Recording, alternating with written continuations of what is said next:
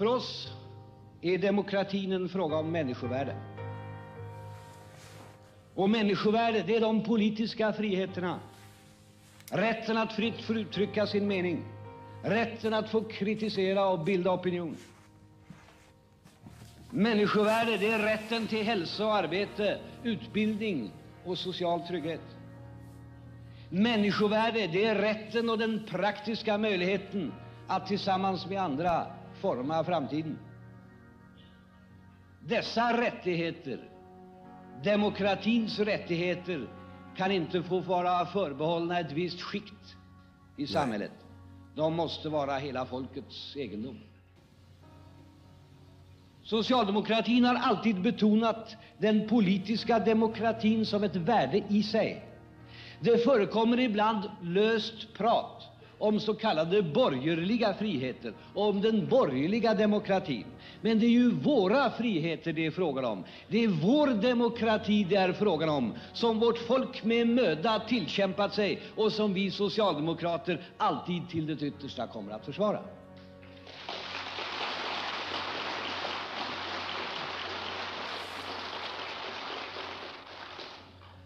Samtidigt har socialdemokratin alltid betraktat demokratin som någonting mer än formella rättigheter. Vi har betraktat den som en väg att förverkliga människors önskningar, genomföra sociala framsteg, omdana samhället. Så här sa Per Albin Hansson: först ska vi befästa den politiska demokratin. Därefter ska vi förankra den sociala demokratin och den sociala välfärden. Sedan är tiden inne att gripa sig an med den ekonomiska demokratin. Wigforss har ju ständigt hävdat att man inte, när man en gång accepterat demokratins principer, kan dra en gräns för demokrati. Den som öppet godtagit en demokratisk likvärdighetsprincip kan inte sedan efter sitt behag avgränsa dess tillämpning till vissa livsområden.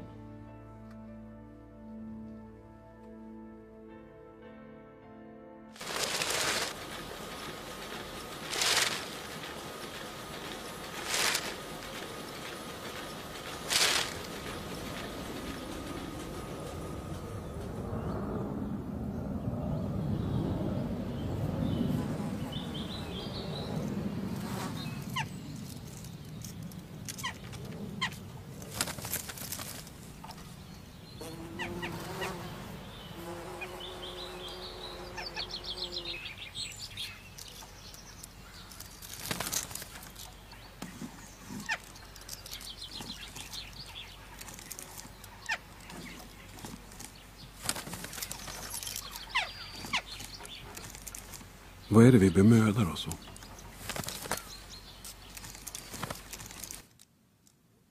Vad är det vi behöver? Mat förstås. Ja, hönor då. Men vad är det vi söker? Det här samhället som socialdemokratin har i någon mån, eller rätt mycket byggt upp, låt oss säga så. Det är inte så jävla pjåkigt. Därför att folk har mat och de har husrum och de flesta har det. Va? Så att sitta här och gnälla och säga att vi lever i ett katastrofalt samhälle. Om man är i Bombay, eller som jag var för några år sedan nere i faveljerna i Rio de Janeiro och sitter där med folk som inte har, där skiten och urinen rinner mellan husen så att säga, så kan man ju tala om att här måste göras någonting. Och här måste göras någonting nu. Och det görs ju alldeles för lite, givetvis. Och om man också vidgar blicken mot hela planeten så blir man ju förskräckt över att det ser ut som det gör. Och att det har sett ut och att vi gör så lite. Men då menar jag att då kan man säga, men låt det vara som i Sverige. Det är inte så jävla dumt. Folk har fått jobb, och även om arbetslösheten existerar. Det är ingen katastrof, men det är det ändå. Det är det ändå. Därför att, om jag minns rätt, så talar Palme om att varje människa har rätt till ett värdigt liv. Ett liv som innehåller, inte bara att de sliter och jobbar och får ihop till hyran, utan någonting mer. en värdighet, en medkänsla, en känsla av att man är med i någonting större, att känna sig lite betydelsefull och så vidare. Va? Om man då ser att en del människor, som nu tidningarna, ekonomidelen är ju snart tjockare än kulturdelen i tidningarna. Varför vet jag inte. Och att vi hela tiden presenterar folk som har gjort nya klipp och sånt. Vad fan är det att läsa om det? Vad ska man läsa om det? För jag är i alla fall inte intresserad av det.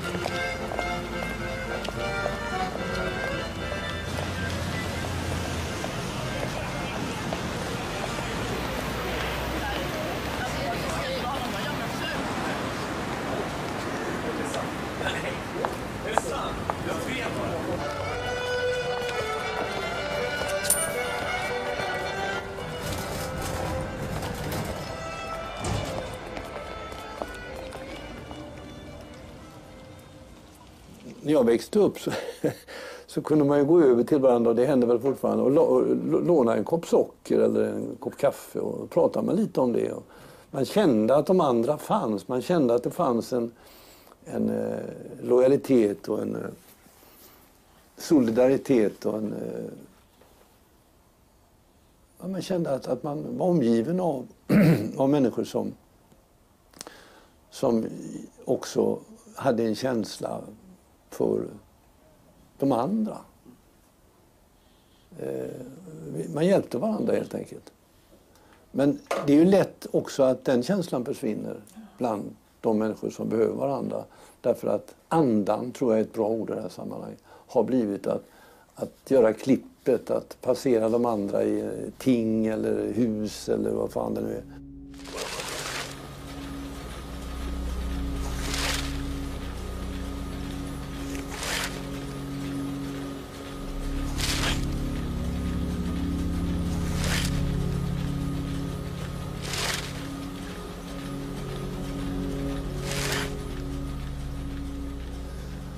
Det smittas över på barnen också. Jag sa ju i ett program där jag inte försökte vara så allvarlig så frågade en reporter mig om det finns något kännemärke för den här girigheten. Och då sa jag att det gör det, fast det är ingen som vill tala om det. Det är att det växer ut en liten svans i röven på de som skor sig för mycket.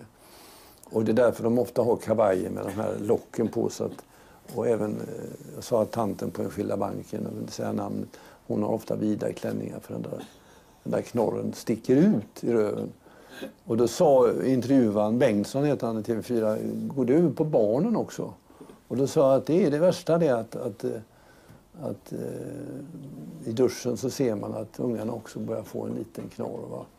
Så det gäller ju för föräldrarna att inte vara allt för giriga och ta åt sig allt för mycket och skryta allt för mycket, därför då kan de få en riktig jävla svans.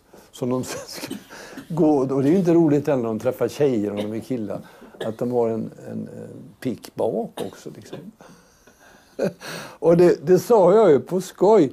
Dagen efter, eller hela den veckan efter, så träffade jag folk på gatan som kom fram till mig. Tack Tommy, fy fan vad bra att du sa att de går omkring med en knorr. För jag känner åtminstone 2 som bor lite längre ner på gatan som har en riktiga knorrar. Och så kände vederbörande en tant på mig och sa, men jag har ingen, sa jag. Jag har ingen heller, sa hon.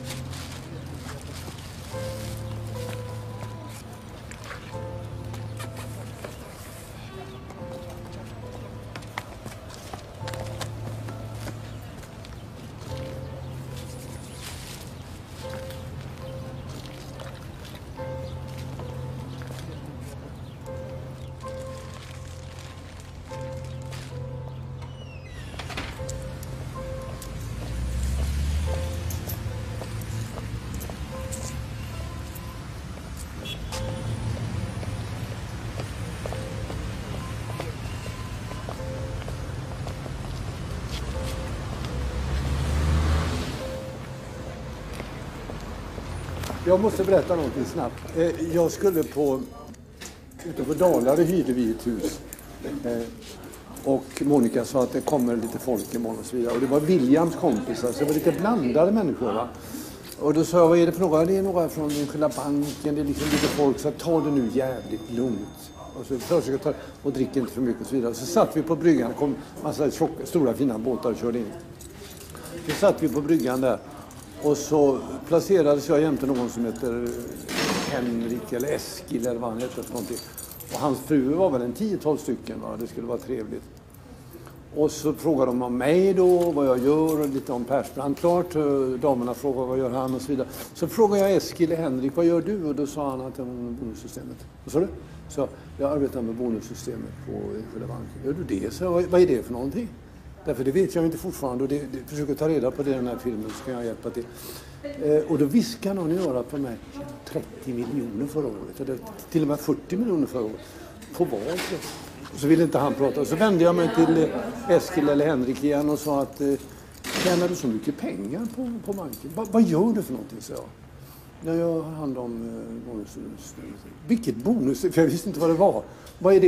Vad gör du? Sitter du framför en dator? Går ni omkring eller har ni möten och sånt? Vad gör du? För att jag är uppfödd i en arbetarfamilj så jag vet ju vad folk gör. De bakar eller om de bygger vägar och sånt.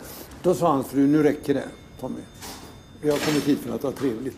Vad är det nu då, sa jag. Nej, men du frågar Henrik hela tiden vad han gör för någonting. Ja, men är det inte okej då? Nej, det tycker inte jag. Utan nu ska vi ha trevligt. Och så sa Monica, nu lägger du av. Och då tänkte jag, vad fan är det för fel? Så jag frågade honom igen och tog en sup och sa, jag måste få veta vad du gör. Nej, men nu kan man inte ta upp detta igen, va? Och så vidare. Och jag fick aldrig veta vad han gjorde annat än att han tjänade en jävla massa pengar, va?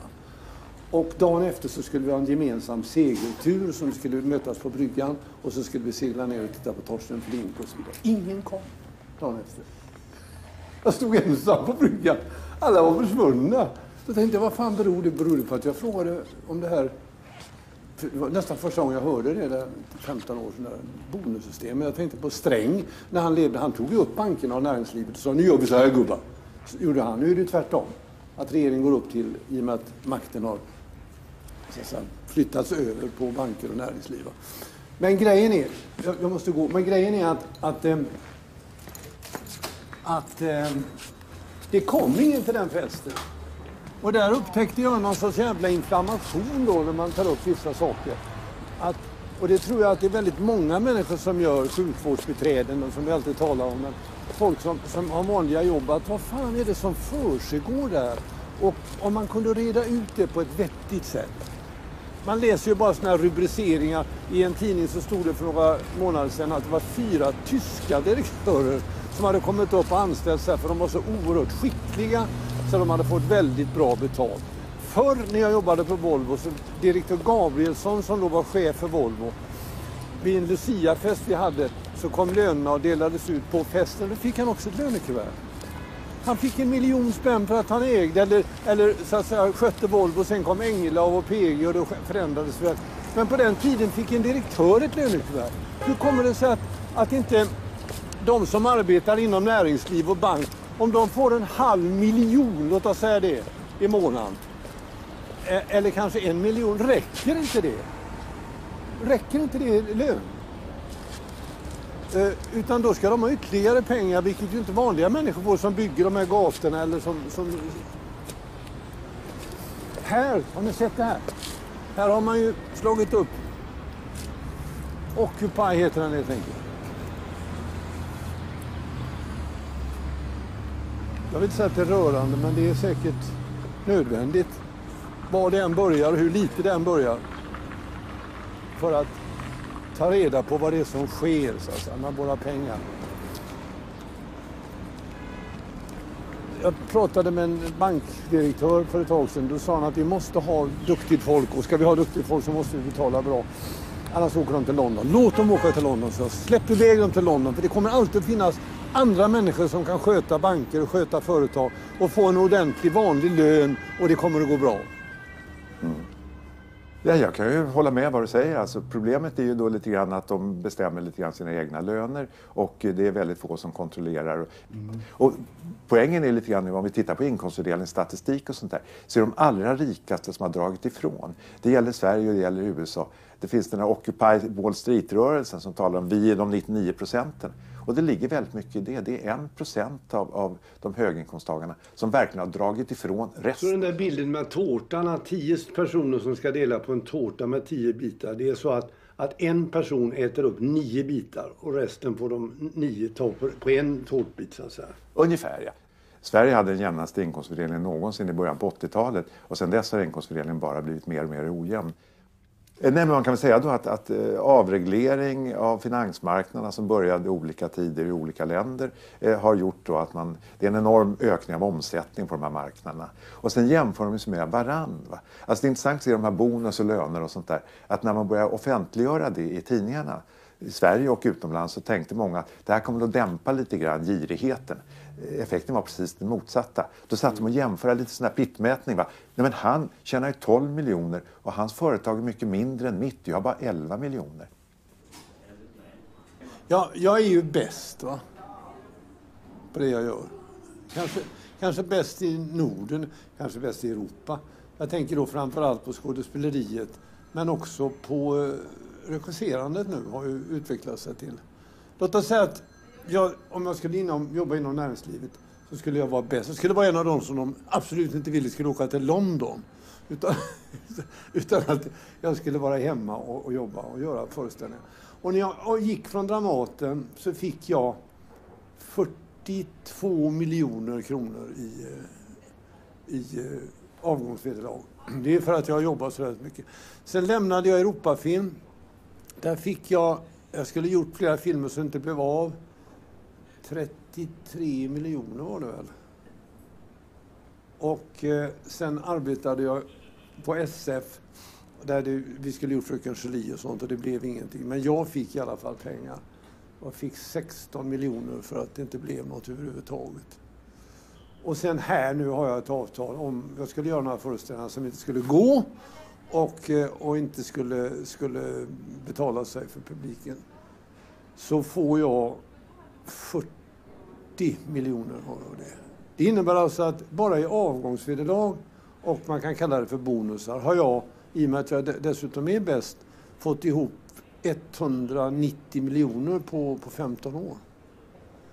Och jag ska säga det att jag är nöjd, men jag är också irriterad.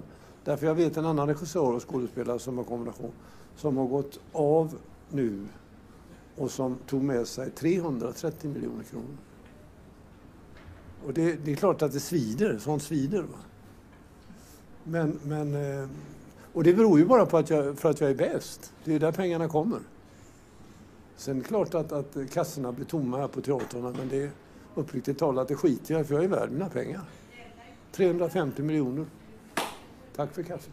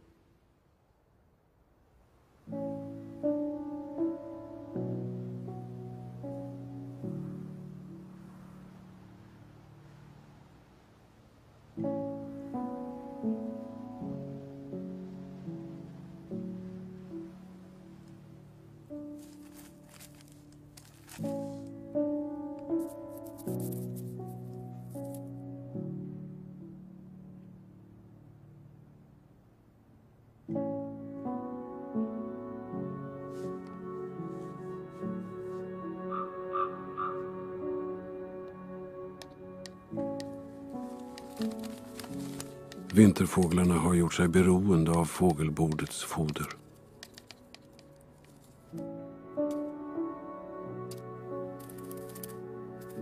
Koltrastarna slåss om utdelningen.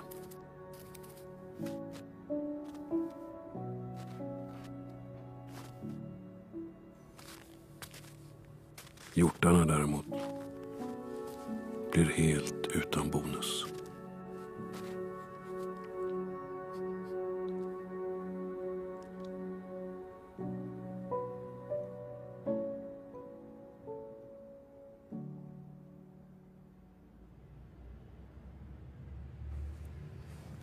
Jag tror nästan att man börjar ifrågasätta hela den moderna kapitalismen på ett sätt.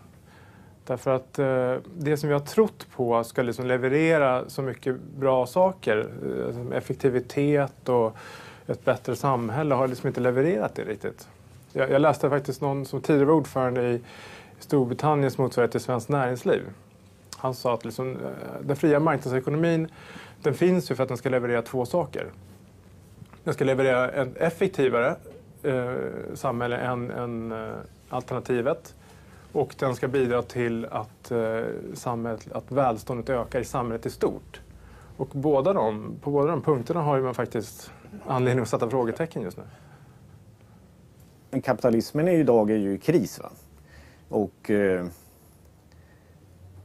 eftertänksamma borgare, sådana som man hittar inte på Dagens Nyheters ledarsidor utan i de rosa tidningarna som direktörerna själva läser och politikerna själva läser och som ligger i travar i entréerna på departementen, nämligen Financial Times och sådana organ. Där resonerar man ju idag bekymrat över den här utvecklingen och man talar inte på något sätt om någon segrande framgångsrik kapitalism utan man diskuterar kapitalismens kris på samma sätt som man inom vänstern har i många år så att säga har diskuterats kapitalismens inneboende svagheter.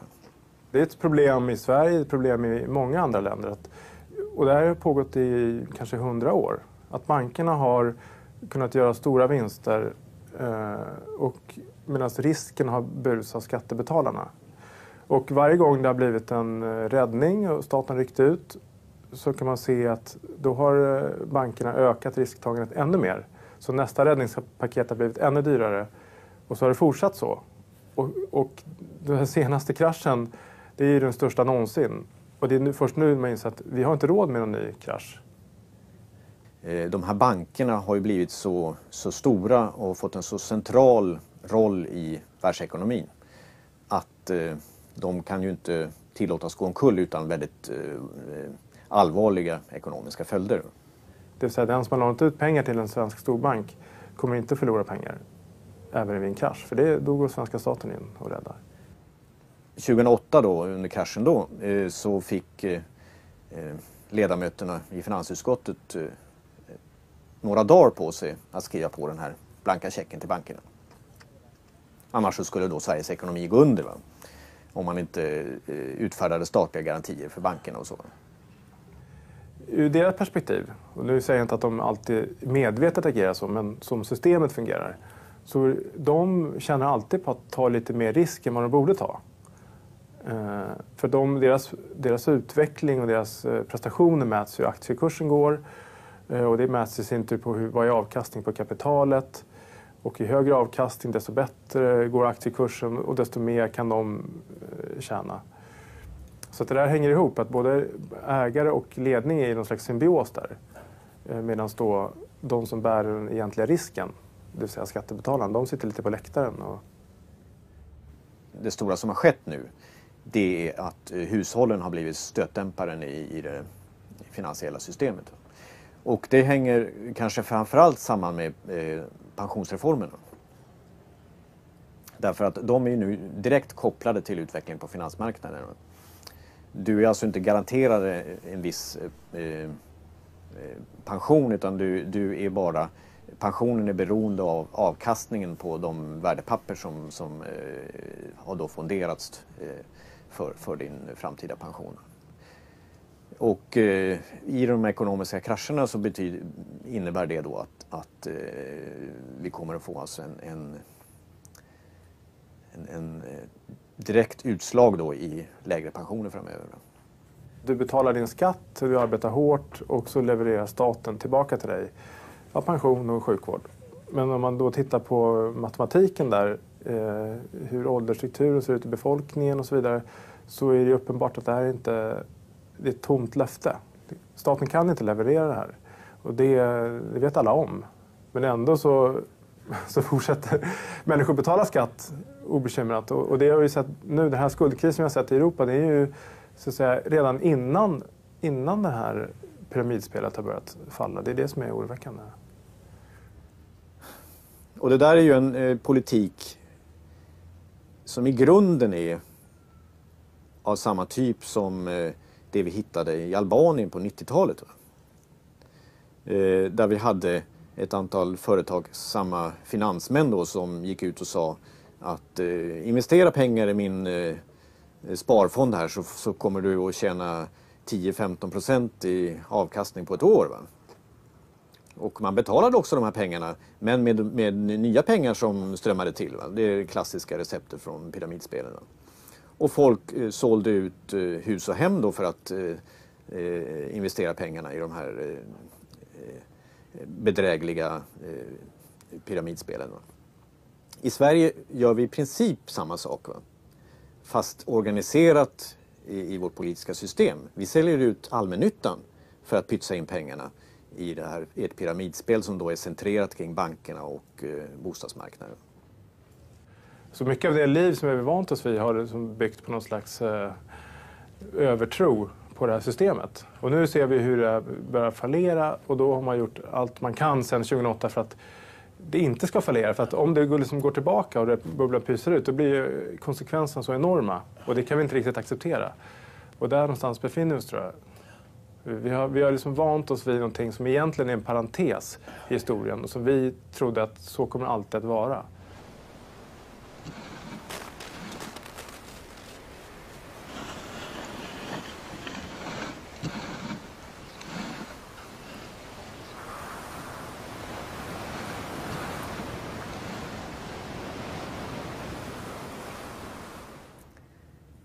Bankväsendet och stora delar av ekonomin egentligen idag är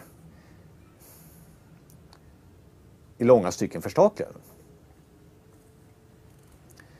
Det egna kapitalet, om man nu tar SE-banken, är försvinnande litet. Va? Alltså det aktiekapitalet som bär upp verksamheten. Va? Och av detta aktiekapital så är bara en liten del som familjen Wallenberg personligen äger. Va?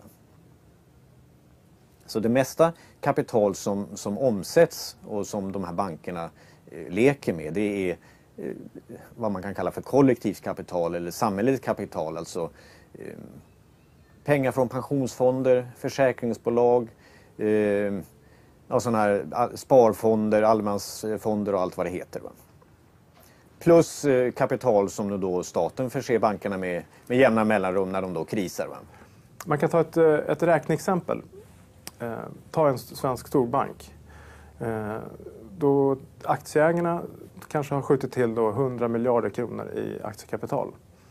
Men den här banken, de har lånat ut i 2000 miljarder.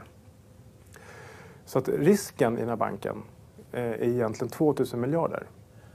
Men aktieägarna kan förlora som mest 100 miljarder. Om det går riktigt snett. Men samhället kan då förlora 2000 miljarder. Vad säger det för vilken risk man ska ta som man är aktieägare? Jo, man kan ta väldigt hög risk. För man kan spela med de här 2000 miljarderna, men själv riskerar man bara 100.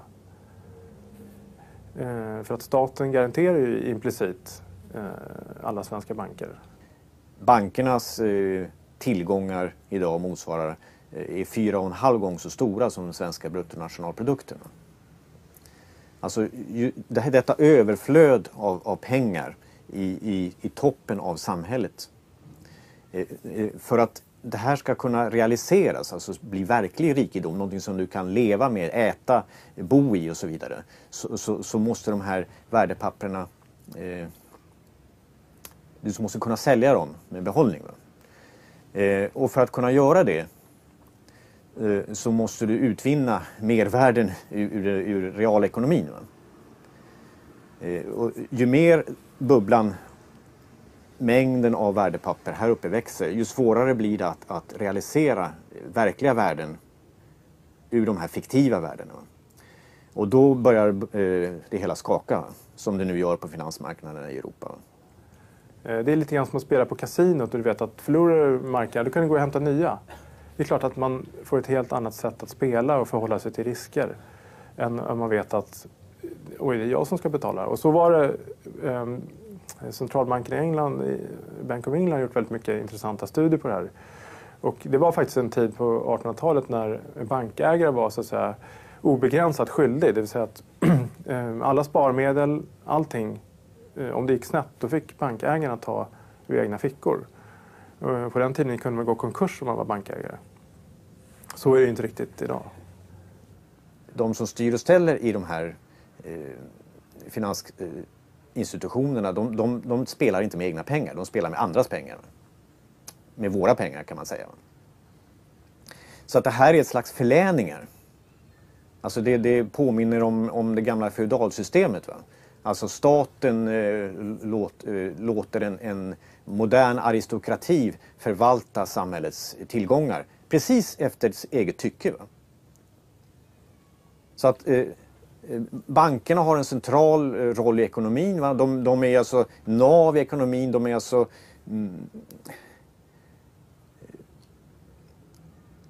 allt skriker efter samhällsplanering och planekonomi. Va? Men detta system som redan är församhälleligat, som socialiserat i den meningen, va? Det behärskas av en liten finansaristokrati som inte har något annat intresse än av att berika sig själva. Det är vad de lever för och vad de gör. Va?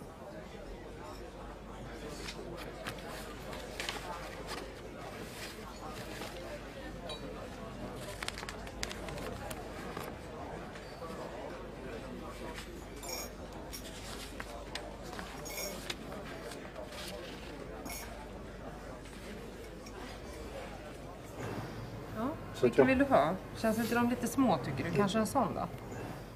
Tycker du det? Tycker du att de inte känns lite... Jag tycker inte de var så speciella. Det finns inga med diamanter i.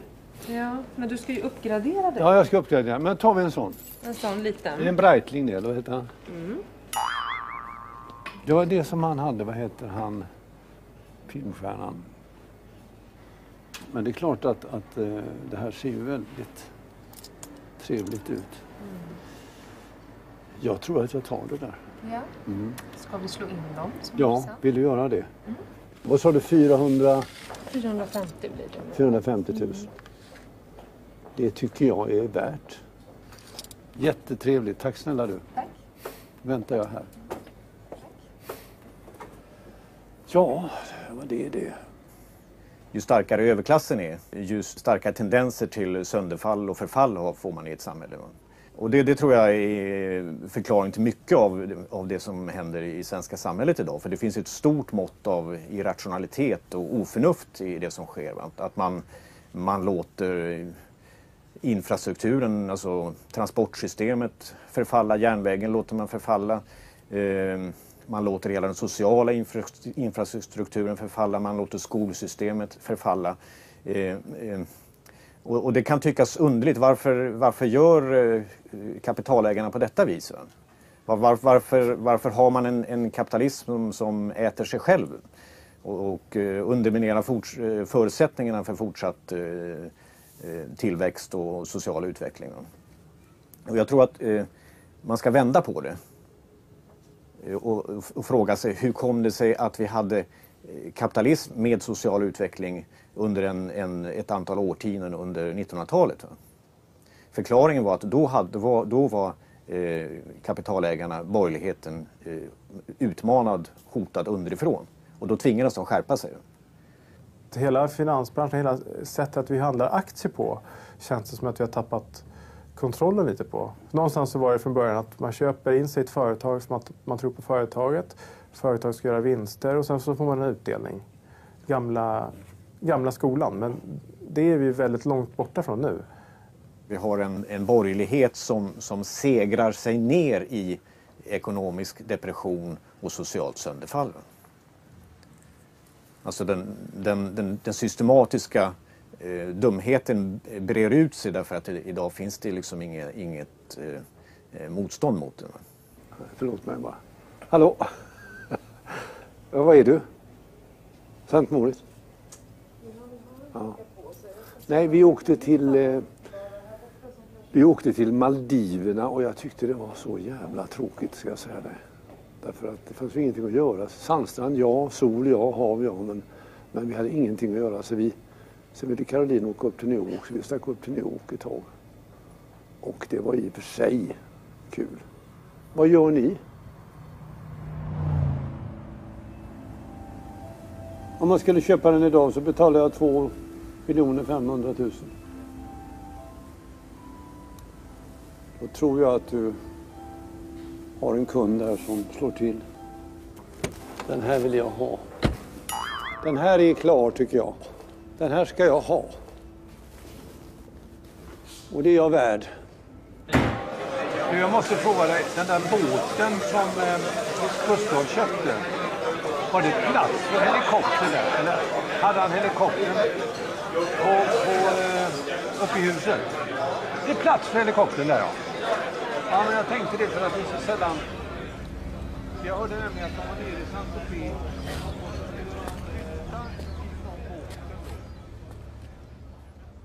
1971 så övergav USA guldmyntfoten.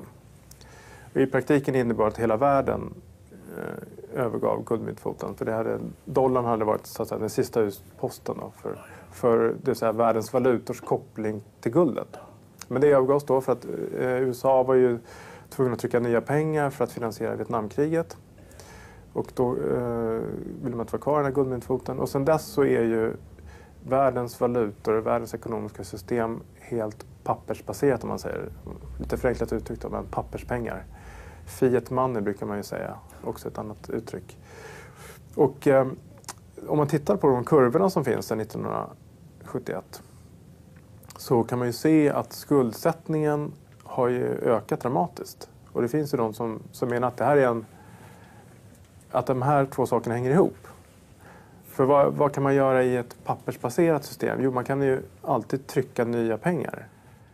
Mycket av det som idag kallas för finansmarknader och de problem vi har på finansmarknaden idag bottnar i att vi har det här överflödet och det har resulterat i sådana här finansiella bubblor som då spricker om inte det hela tiden slussas in nytt färskt kapital.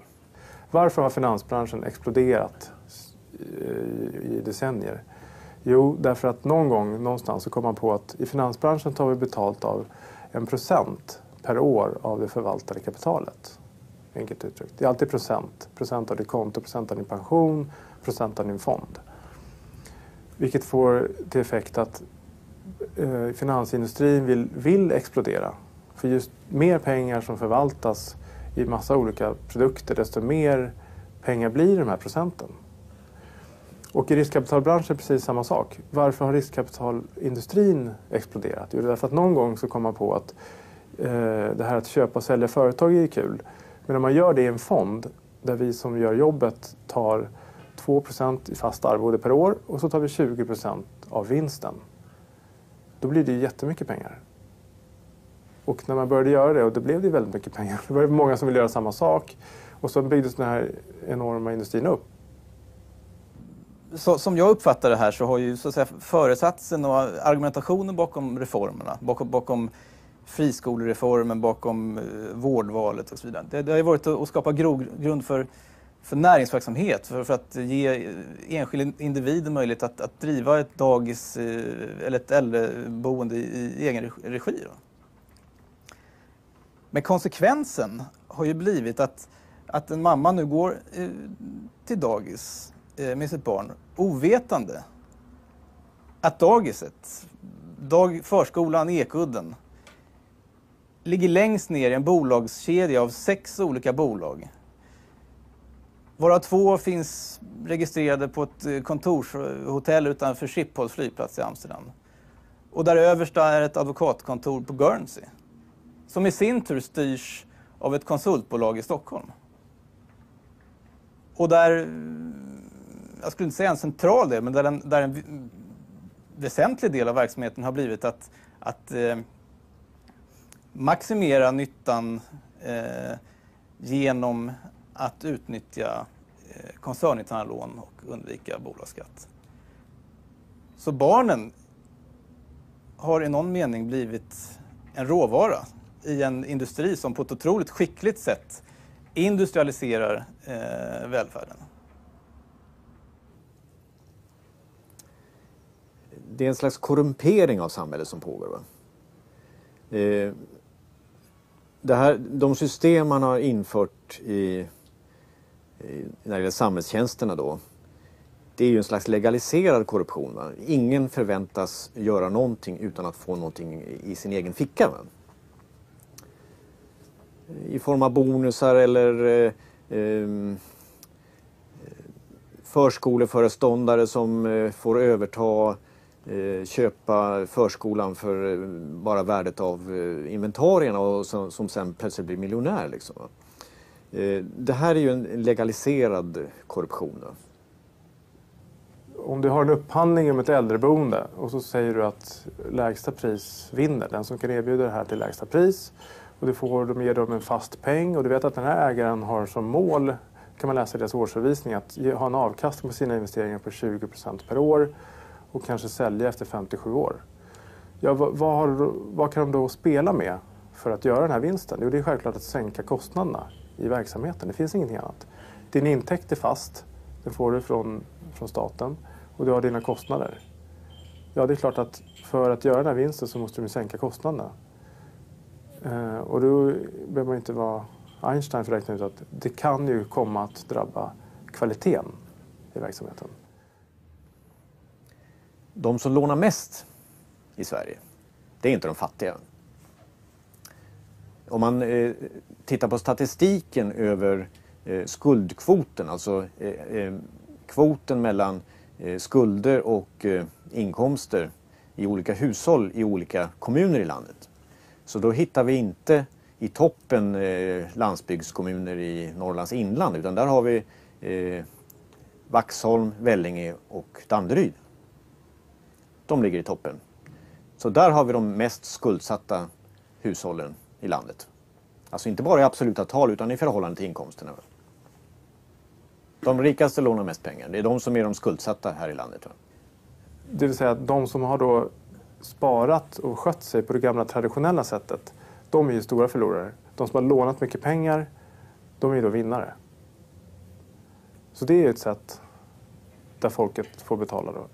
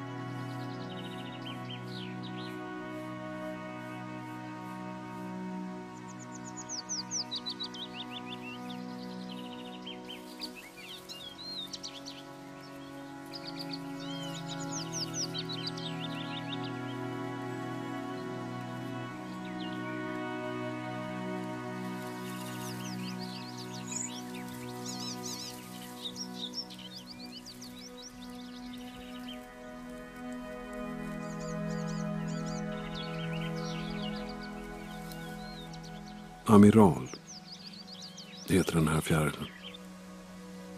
Den flyger från Medelhavsländerna över Alperna till vårt land. Tistelfjärilen flyger ända från Östafrika. Här omsluts de alla av vår naturs barmhärtighet.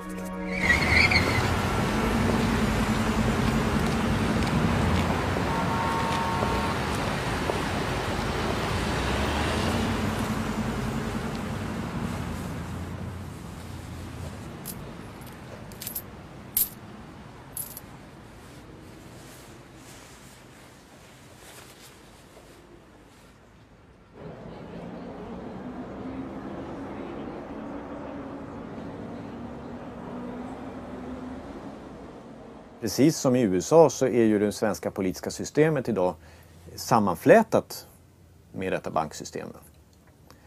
Jag menar, vad är två av de stora bankerna i Sverige idag? Du har SE-banken med starka kopplingar till de ekonomer som sitter och styr på den borgerliga kanten. Va? Sen har du Swedbank, den gamla folkrörelsebanken med starka kopplingar till socialdemokratin. Va? Politiker går ut och in i de här bankerna. Anders Sundström sitter på, gammal socialdemokrat, sitter på Swedbank. Claes Eklund går från socialdemokratin och blir chefsekonom då, eller chefekonom som det heter nu för tiden, på SE-banken. Va? Vi har Thomas Bodström, justitieministern som blev styrelseledamot i friskolebolaget Pysslingen.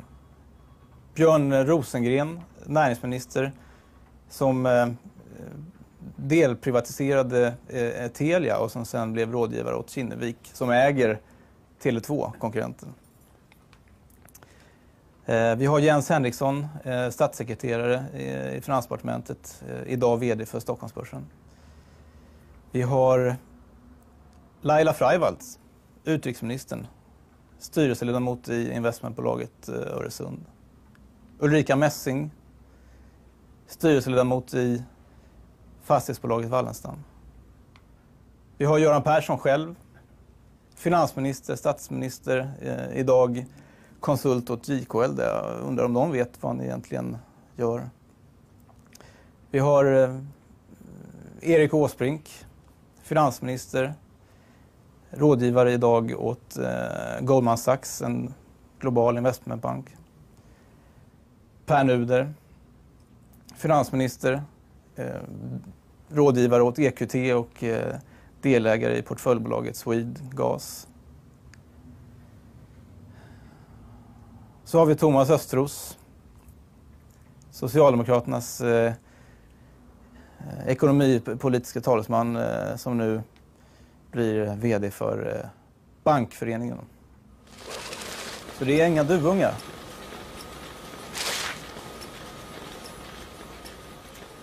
Per Nuder är idag rådgivare åt riskkapitalbolaget EQT. Han är rådgivare åt Allbright Stonebridge Group. Samtidigt som han är ledamot i Socialdemokraternas programkommission, vars uppdrag är att ta fram partiets nästa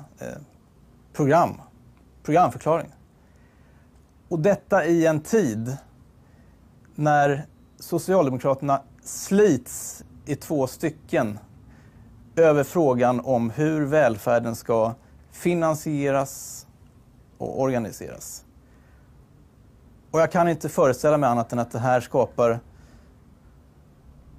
spänningar, moraliska problem.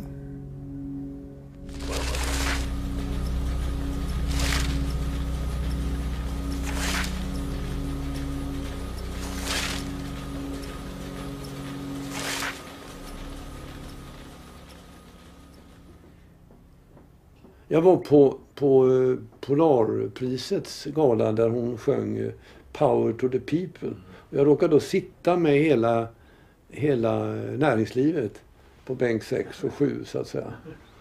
Och jag satt framför en kompis som heter Douglas H. som arbetar inom näringslivet. Och när hon sjöng den så sa jag, nu grabbarna måste vi slå i händerna. Jag såg en sorts, jag kanske inbillar mig det, men låt mig inbilla mig det. Det var en sorts blyghet. Där sitter ju hela näringslivet med Wallenberg och alla banktjänstemän och sånt. Och så sjunger hon Power to the People. Va? Och det blir ju lite egendomligt för att de har ju kommit hit för att det är Polarpris och sånt. Men de hade inte räknat med. Det var inte hon som sjöng utan det var Ola Salo.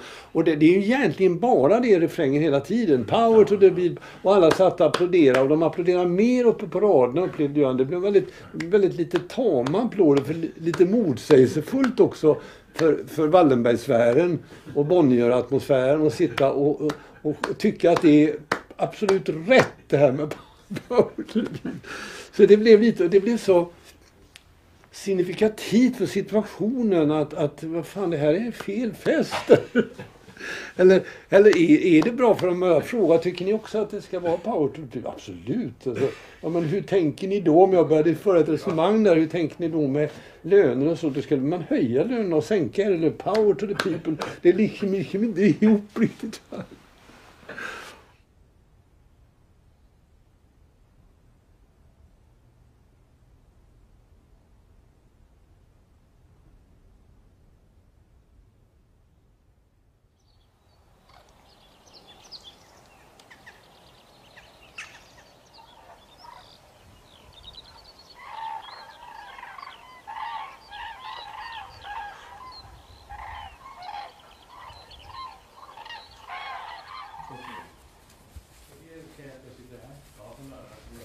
Där är Richard.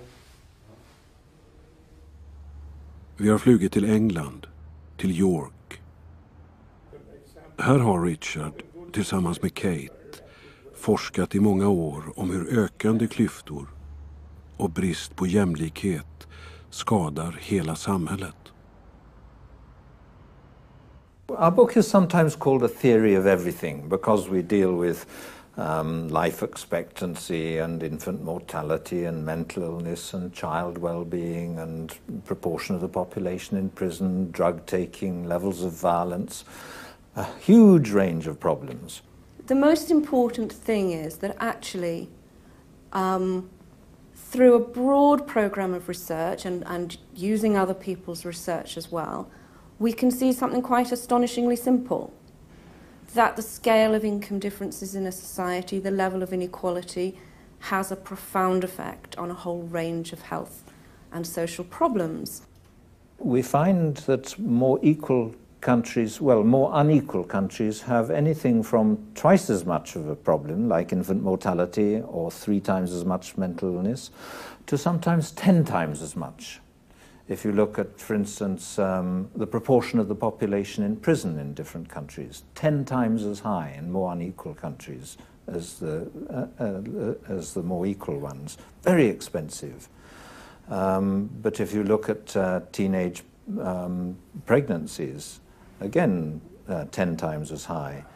Not in our data, but in other research, sometimes people find 10-fold differences in levels of homicide. There's a lot of research showing that violent crime increases with bigger income differences.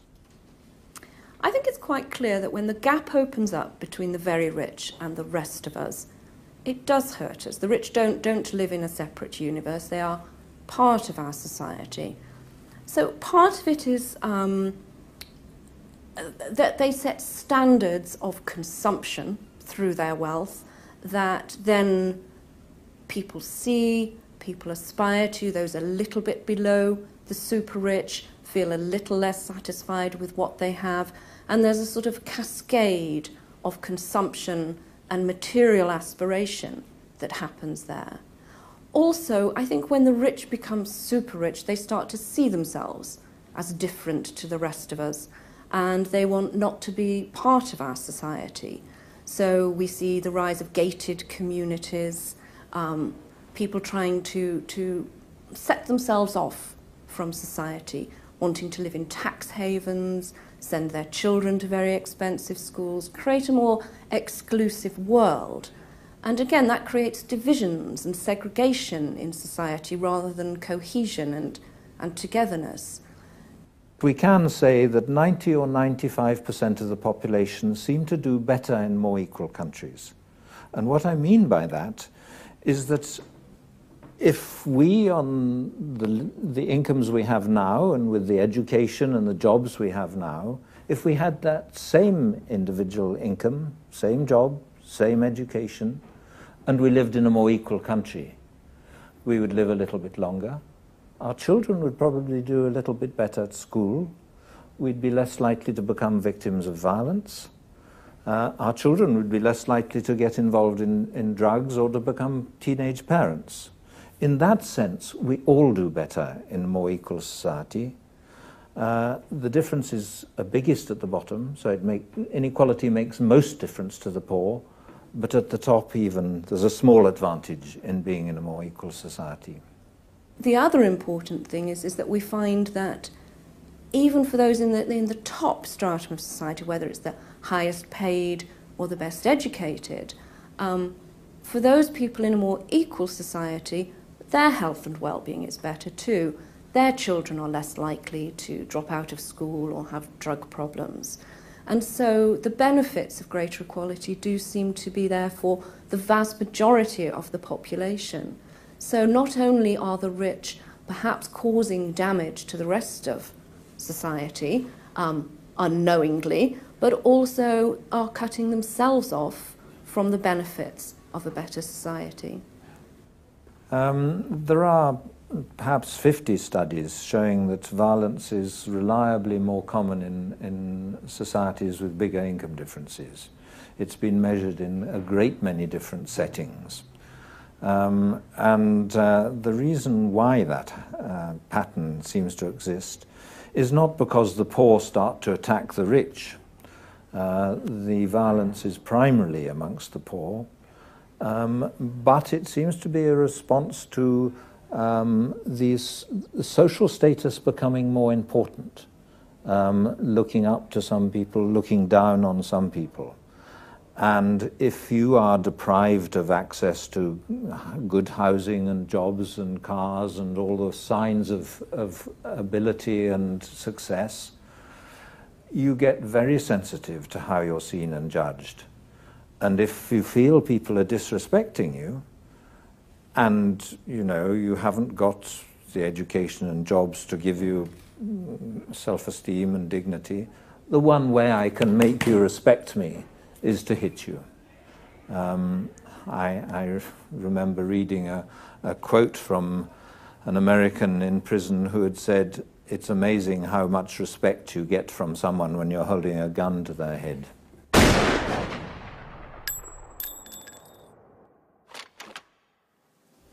Vi har fler våldsskadade än vad vi har blindtarmsinflammationer, än vad vi har astmapatienter, än vad vi har diabeteskomplikationer. Alltså det är en jättestor patientgrupp. Alltså utifrån våra studier som vi nu har kunnat följa sedan 1987 så ser man ju förändringar. På 2000-talet har det hänt väldigt mycket. Några stora bitar, det är att det har gått ner i åldrarna både bland offer och gärningsmän. Alltså det här med allt från 10-åringar upp till 17-åringar, det är en grupp som aldrig fanns före år 2000. Idag är de över 16% från att vara 8% år 2000. Så det är en fördubbling där, och det har lett till att många andra faktorer förändras. Det är fler gärningsmän på ett offer, man använder oftare och oftare vapen och tillhyggen av olika slag för att inte riskera att få stryk själva. En annan viktig sak som vi kan se i statistiken, det är just att väldigt mycket av våldet riktas mot huvud och ansikte. Och just gatuvåldet så är ju ofta gärningsmännen väldigt okända och de är väldigt många. Och sparkar en så vill alla andra sparka också. Och det ser man att sparka, det var 7% av våldsskadorna före år 2000 och idag så är de 49%. En sån här skada som att få en spark i skrevet, det har slitit av pulsådern i pungen och han har nu ett sånt högt tryck i pungen att det har pressat blod ända upp till navelplan under huden. Trycket är så högt här så det finns inte plats för pulsådrorna att röra sig. Så att de stannar. Här kan man ju säga att det måste till en hel del tur för att man ska överleva. Men det är tack vare att kniven sitter kvar i bröstet som en kork så som han har överlevt. Hade någon dragit bort den här kniven då hade han varit död på 3 hjärtslag. En annan väldigt markant förändring under 2000-talet, det är att det har blivit vanligare och vanligare att flickor tar efter pojkars beteende och börjar slå andra flickor. Men flickor har alltså gått upp från 8% år 2000 och nu i fjol så är det 20,8% av totalantalet gatuvåldsskadade.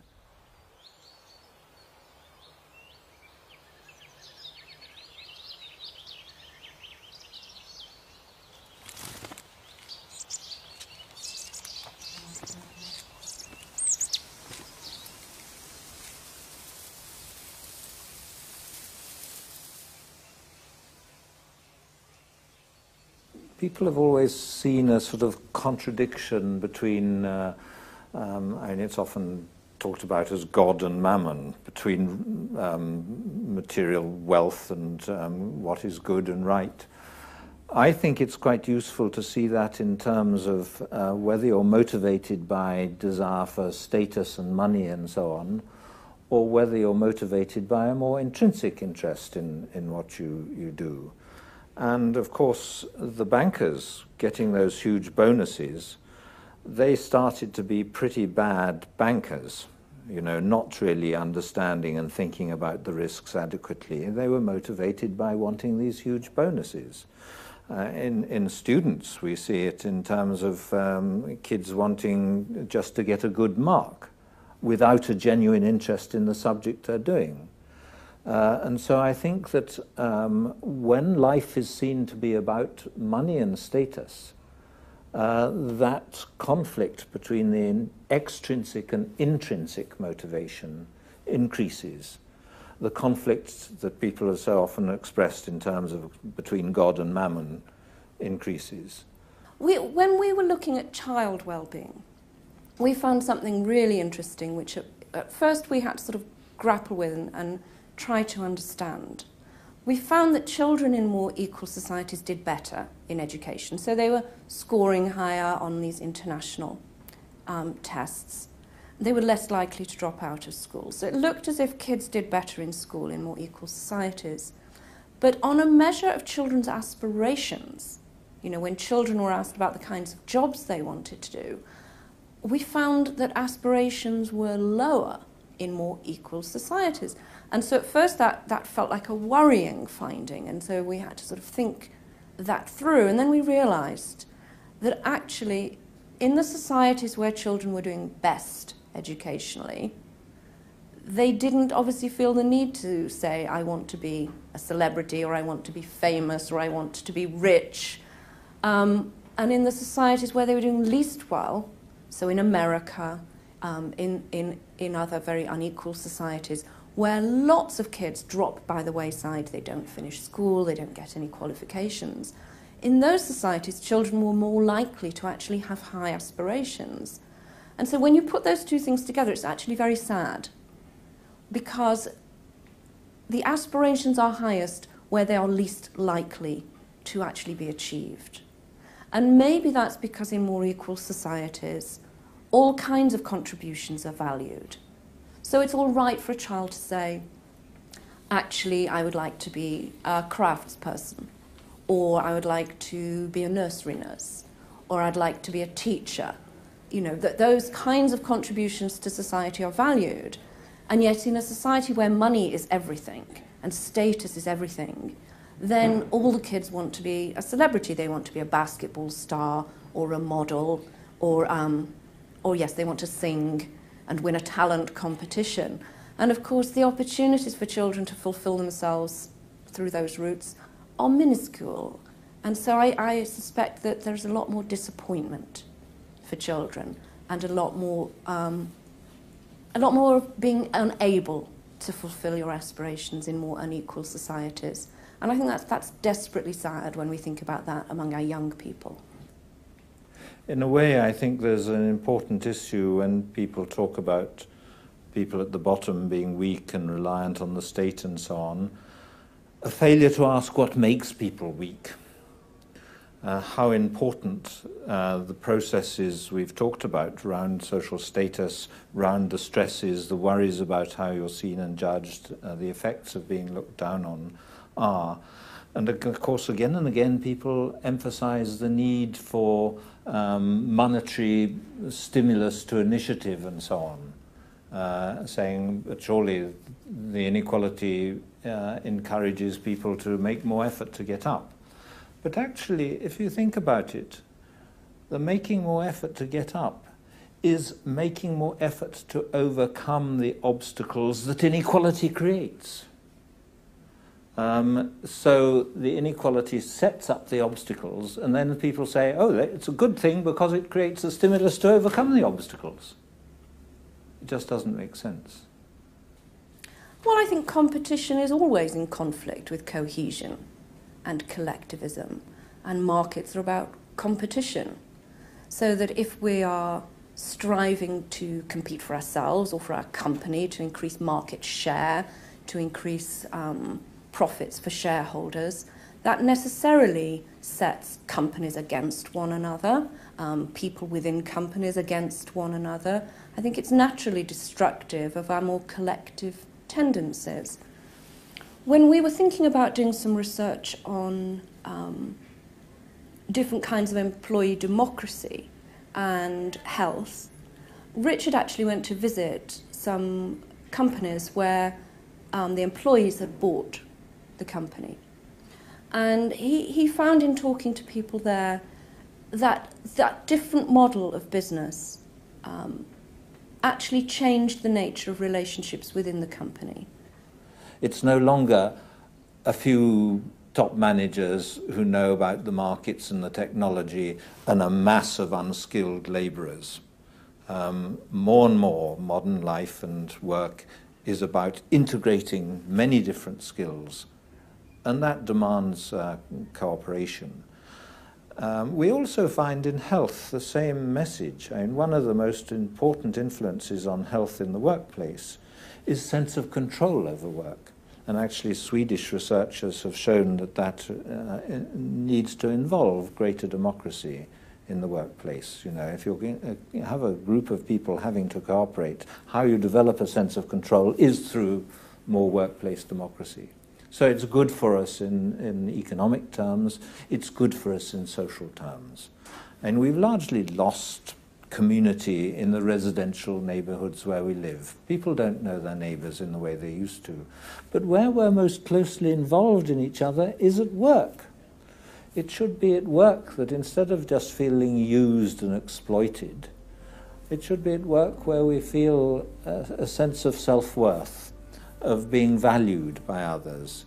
And, you know, I think to create a sense of community at work and work become that place where you get that sense of purpose, of self-worth, of social fulfillment. It really ought to be possible to make progress like that. Very good, very good. I'm sorry, all my answers are longer than you want. But we can come much too longer. We just have to cut it up.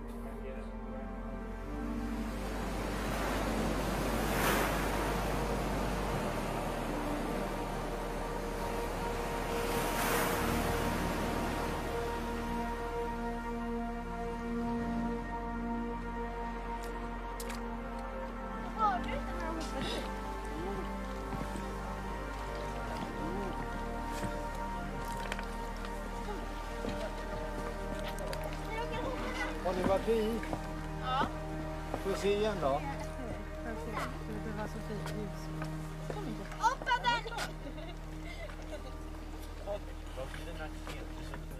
En överklass, en överhet som mer och mer avskiljer sig från resten av samhället. Som lever ett helt annat liv, som inte vet hur det ser ut där utanför. Va? Och som själva lever i tron att vi lever i en ny tid. Vi har lämnat den gamla kapitalismen och industrisamhället. Va? Nu så befinner vi oss i det här postindustriella kunskaps- och informationssamhället. För dem ser livet ut så. Va? De kan säga de löpande banden finns inte mer, de har stannat av. Va? I själva verket så drivs de löpande banden idag hårdare än vad de någonsin har gjort. Va? Och löpande banden sträcks ut över större delar av ekonomin. Va? Tjänstesektorn industrialiseras idag efter principer som man hämtar från bilindustrin. Toyota, japanska bilföretag. Så att utvecklingen utanför nedanför detta skikt av de översta, bland de översta, ser helt annorlunda ut än vad de kan föreställa sig. Va? Och ju mer de avskiljer sig från resten av samhället, ju dummare blir de. Va? På samma sätt som överklassen i Frankrike före franska revolutionen. Va? Du vet historien om Marie Antoinette, men varför kan de inte äta kakor? Vare sig den är sann eller inte så speglar de ett förhållande, ett klassförhållande där man har en aristokrati, en överhet som är helt avskild från resten av samhället. Men samtidigt lever på resten av samhället. Va? Men de vet inte hur det egna goda livet, vad det kommer sig av. De föreställer sig att det beror på deras egen kreativitet, deras egen överlägsna kompetens som nu belönas på ett helt annat sätt än tidigare. Deras ledaregenskaper och allt så. För att det tycks vara så. Va? De är inneslutna i de här glaspalatsen. De lever sitt liv i de här glaspalatsen. Så att det är inte konstigt att de inte vet hur det egentligen går till. Va? Men det är egentligen inte problemet. Problemet är inte att de inte vet hur illa det är ställt i resten av samhället. Utan problemet är att arbetarklassen inte längre är synlig för sig själv som klass. Som den var i början av 1900-talet. När den trängde fram underifrån och kollektivet blev synligt för sig självt som en möjlighet att förändra samhället. Och det är där vi står idag. Va? Att kollektivet, den kollektiva kraften måste återigen träda fram. Va?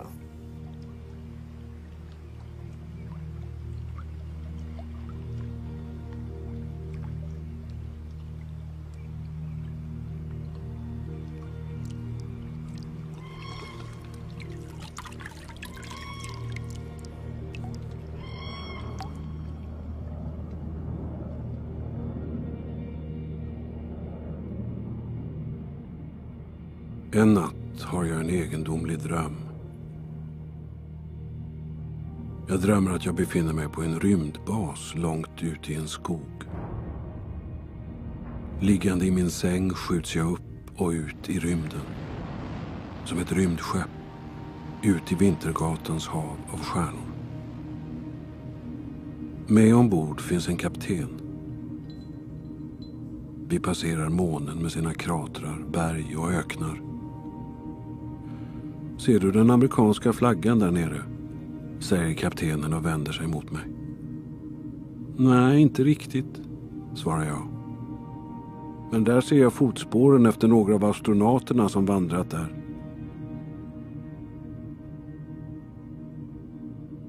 Vi närmar oss Mars och jag ser berg och dalar och mynningen av det som en gång varit en mäktig flod. Och där en krater med en islagd sjö. Här fanns en gång liv, säger kaptenen. Alla planeter var befolkade. Här fanns människor, odlingar, städer, torn och tinnar, civilisationer. Folk som idogt arbetade i sitt anletes svett. Men allt är för länge sedan utplånat. Allt ligger öde. Ingen vet varför, säger kaptenen. Vår lilla blå planet är den enda som är kvar. Vi är de sista levande i hela universum. Vi kan bara ana det liv som en gång fanns här. Men godheten då? Säger jag ängsligt. Den är väl ändå inte utplånad, den har väl överlevt. Godheten, ja. Säger kaptenen efter en liten stund. Den finns väl kvar, hoppas jag. Om än iakttagen av ingen.